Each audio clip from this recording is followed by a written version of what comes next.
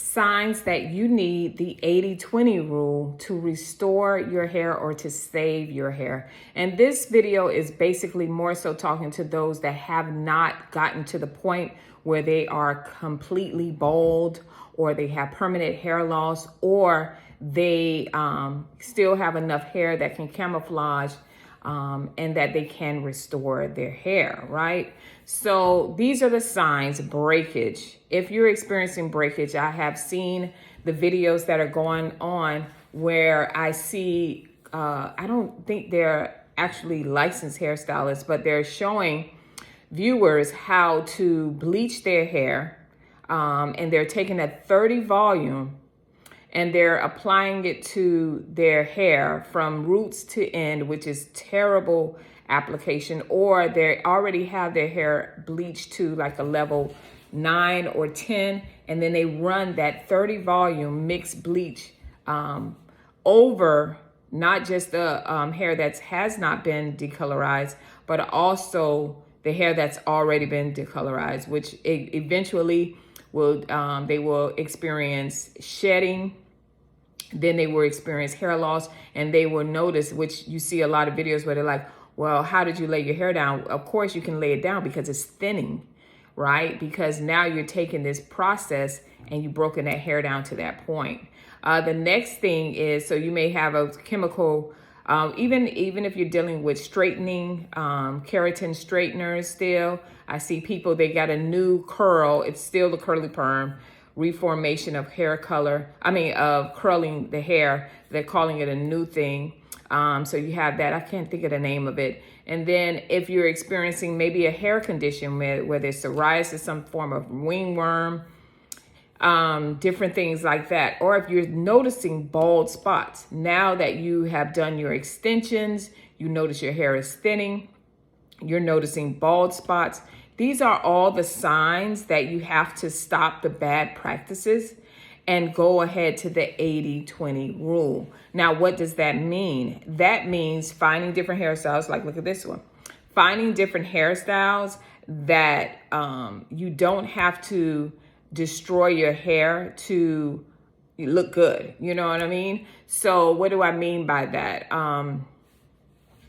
Not using tension. If you notice that your hair is balding, why would you use tension? Why would you change the mark of where you're putting your extensions at to another side to cause that to do more breakage? And then before you know it, you're experiencing breakage. If you're experiencing bald spots, why would you take the bald spot and cover it up by putting braids in or a sew in, right?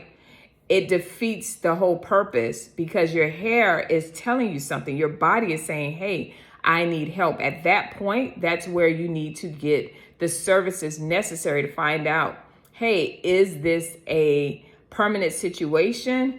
What am I doing wrong to stop this? And a lot of times it is bad practices, whether it's tape extensions, right? And you're taking those out, whatever those different aspects. And this is more so pertaining to women.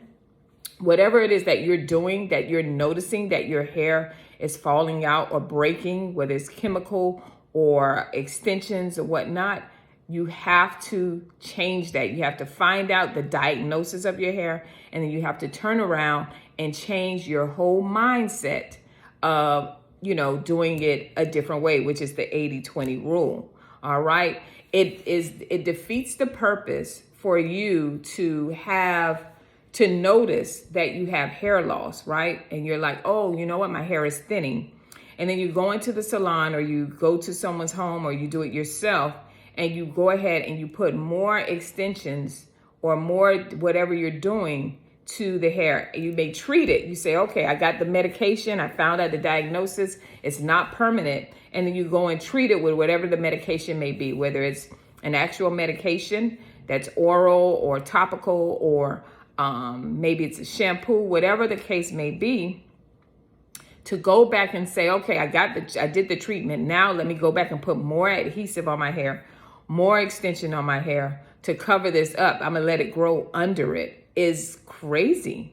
That's absolutely crazy. It's like doing the same thing, seeing that your hair is thinning and falling out, and you're still covering it up. and expecting a different result. It's not going to happen that way, right? So we have to take accountability. You can't take medication and then go out and eat junk food constantly, fast food, all these different things, and expect, oh, this medication is supposed to abracadabra and give me the results that I need. It does not work that way. You have to make a conscious decision and say to yourself, I have to change this. Otherwise, I am continually making short-term decisions that is going to affect me for a lifetime. And there are many thousands and hundreds of thousands of women that have made those decisions that have mandatory. Now they have to get those bad practice services because they didn't listen in the interim of things when it started happening.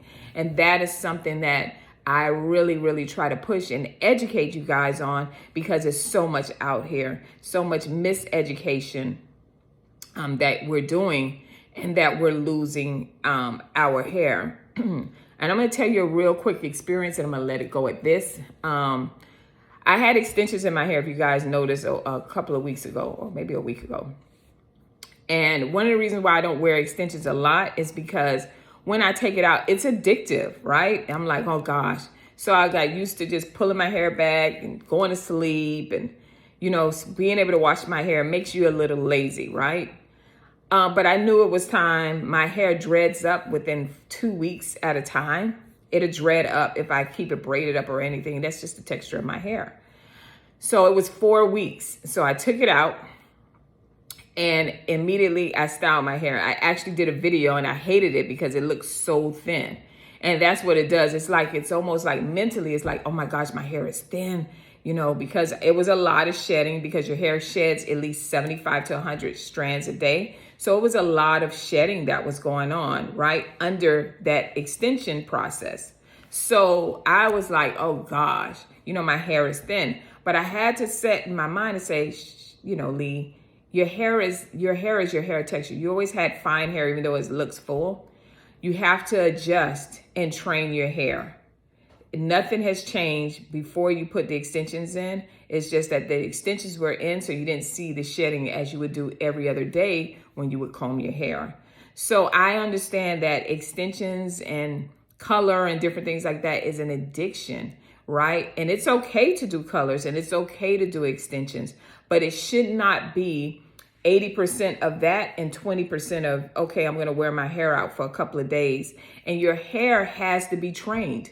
If your hair has been in extensions for a certain amount of time and you take it out, you're not going to be able to straighten it and it stays in this particular way for days, like extensions, because extensions are chemically processed.